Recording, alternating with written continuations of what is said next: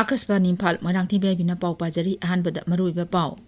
Gृह मंत्री Amit Shah हाइरी Bharat Myanmar लोनबा kilometre लिसिंग अमा चाटुक सांगबा ngangkhai paring lupa koti lising kunthra mathoi changna sambal khari.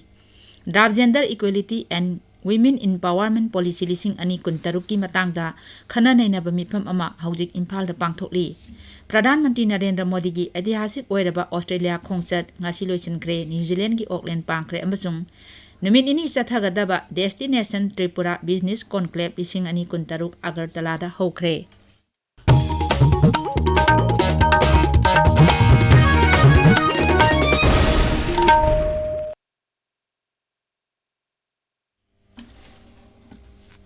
Kendra ke Gृह मंत्री अमित शाह हाइरी असोय angam thoktaba ngangkhai nungai yaifaba ngangkhai lamdam amasung mikup naum singba khunaina pullaga leibak asibu asoi angam thokloidaba leibak ohinba ngamgani. New Delhi da ngarang leibak asigi ngangkhai da leiba jila singi SP singi mifam da wa ngangbada Gृह मंत्री na wapam asi phongdokkibani. Shri Sahana hai leibak asida narol dagi mitop changsilakpa pumthing thingnaba sarkarna matik chaba thorang ama semli. Mangna hai Narendra Modi na lusingba sarkarna ngangkhai gi infrastructure baiganik oiba mawongda sada samri hengat anba ngamle. Mating leibak khungang singi thauram private villages program gi matangda Gृह मंत्री na hai thorang asigi makhada yum hongba thingnaba thabak pinaba amachung sarkar gi yaipa thorang sing sada sama thabak ta onthoknaba hotnari. Shri Sahana hai sarkarna Bharat Myanmar lonaba kilometer lising ama chatuk sangba ngangkhai paring lupa koti lising kunthamathoi changna sambal khari. National Commission for Women ki thausil makhada Manipuri State Commission for Women na chinduna Draft Gender Equality and Women Empowerment Policy lising ani kuntaruki matangda khana nainaba mifam ama haujik Hotel Imphal gi Sangai Hall da pangthokli. Mifam asida Manipuri State Commission for Women ki chairperson T.H. Tiningpham Monchang, Manipur Sarkar ki Tribal Affairs and Hills ki Joint Secretary N.G. Uttam Saruk Yari, Mifam aduda MSCW ki Member Secretary su oiriba BIPR ki Additional Director W. Phajatombina keynote address piki, tungda Nandini Thokchomna Draft Gender Policy puthokani. Malenggi atay mafam singda pangthok nabagum rajya asidasu ngasi World Hearing Day thoram pangthokli. National Program for Prevention and Control of Deafness State Health Society National Health Mission Manipur na chinduna World Hearing thoram ngasi Bishnupur Jilla ki Nambol Higher Secondary School da pangthokli. National Fish Farmers Day numit na lakpada Mukhyamantri Yumnam Khemchana yaipa paujel pirakli.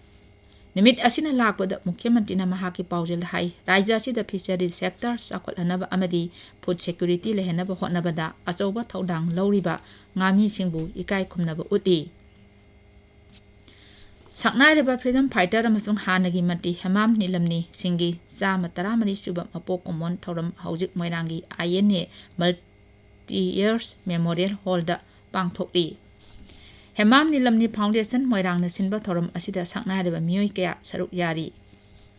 Rhythms of Manipur ki Phumathoi Suba Foundation Day amasung masigi anoba production surgi khonthang premier tobagi thoram haujik Imphal West Jilla gi Lamboi Khongnang Khongda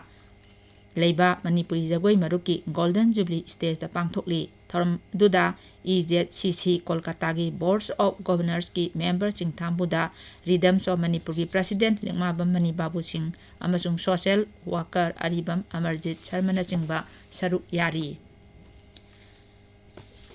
Imphal Jiribam National Highway da ngasi ayuk tanker amasung pochai thana yawa gari punna chama yankhai ngak chenbagi akanba section thoranga loinana Imphal lomda puthorakle. Ekoi gi Jiribam pawmin hai ngasi puthokiba gari sing adugi manungda LPG tanker 12 petrol 19 amasung diesel tanker 39 yauna punna tanker 39 yauri. Atei pochai puba mal gari sing machingna yankhai ni thoini. Tabiriba pawase Akasbani Imphal dagini.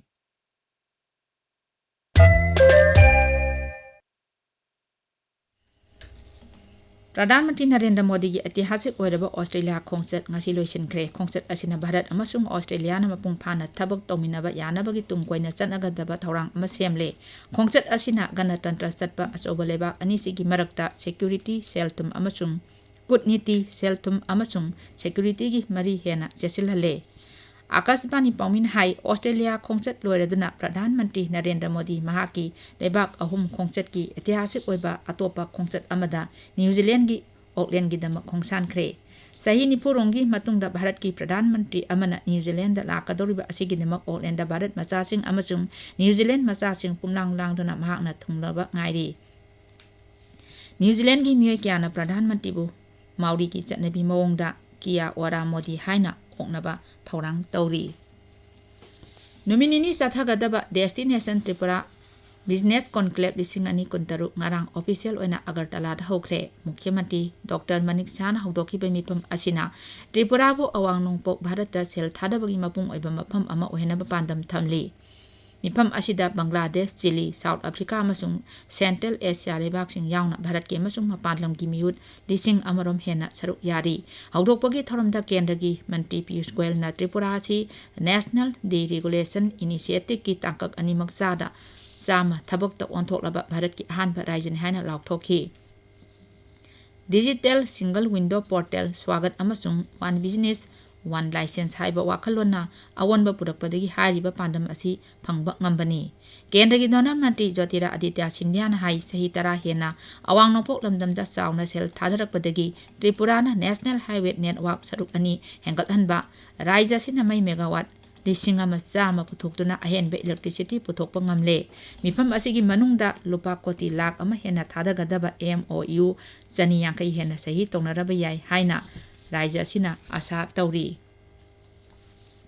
Mizoram दा चावना चिंगनिंग खाइबदगी गाड़ी कया अमसुंग मियोय कया चटपा यादना लंबीदा पंदुना लेरे खुदोंग चादबा मरक अदुदा बोआलते खुलगी मियामना पंदुना लेरिबा मी चनी कुलोमदा चाना थकनबा पीरी आकाशवाणी की Aizawl पाउमिन high खुंगंग असिदा मी चनी कुनलोमदा चाना थकनबा पीखी गाड़ी हुंदारोम पंदुना लेरी अतोपा गाड़ी कुंथ्रा अमना चिंगनिंग खाइरिबा मफम अदुदा लेरी खुंगंग अदुगी युमसिंगदा नुपी अमसुंग angang kaya sangjapam piduna thamli marak asida numit kayani leptana nong kana surakpadagi khawtalang toipui turelgi imai leptana wangkalakpadagi talabungi imung kullom saphagadaba mafamsingda leifam hongdokre Assamda hojik phawbada others bidalai yankaini pan lingkhatle Raija Vidhan Sabha ki hojik chathariba budget ipamda ngarang wahang amagi pakhumda wafam asi Shiksha Mantri Dr. Ranos Peguna Hai Others Vidalai Linkhatriba Vidhan Sabha Kendra Singhi MLA Singna Asigumba School Linkhatnaba Aiba Cherol Pisilakpa Yagani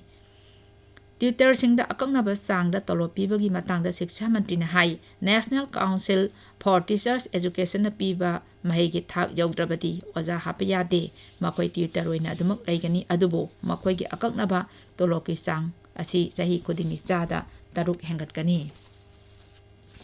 Tripura के social welfare अमसुंग social education मंत्री टिंकू रोइना हाइरी काना लेजद्रब अंगांगसिंगबु साफगदब अमसुंग Luna चाना तौबिब इमुंगदा चावजब ngamenaba सरकारना अंगांग योगपगी थौसिल कोमथोकनबा थबक लौखत्ले अगरतलागी प्रज्ञा बाबनदा ngarang adoption regulation लिसिंग अनि कुनिथोइगी मतंगदा पांगथोकपा राज्य थाकी orientation training programme अमा हौदोकदना मंत्रीना high राज्य सेगी जिला निपानदा एडॉप्शन सेंटर तरा सरकारना हांगदोकले कैलासर अनौबा गर्ल्स होम अमा हांगदोकलगनी ईरान की हानगी supreme leader अयातोला Ali Khamenei Masad की इमाम रेजा श्राइन द लेरोन चनख्रे महाकपु सौगतप मियोय लिसिंग कयाना मंगोंद अरोइबा बिदाई पीनबा मफमदुदा तिनखी लुसिंगबासिगी मचानुपा अहल सैयद मोस्तफा खामेनीना लेरोन चनबगी अरोइबा लाइसोन तिनसोन तौखी अयातोला अली खामेनी सही असिगी फेब्रुआरी 19 अमेरिका अमसुंग इजराइलना अटैक तौबदा लेखिदबनी मदुना नोंचुक एशिया लमदमदा पाक्तक नकना मुकनबा थोरखी अरोइबदा मरुइबा पाउ अमो गृह मंत्री अमित शाह हाइरी भारत म्यांमार लोनबा किलोमीटर लिसिंग अमा चाटुक सांगबा ngangkhai paring lupa koti lising 38 changna sambal khari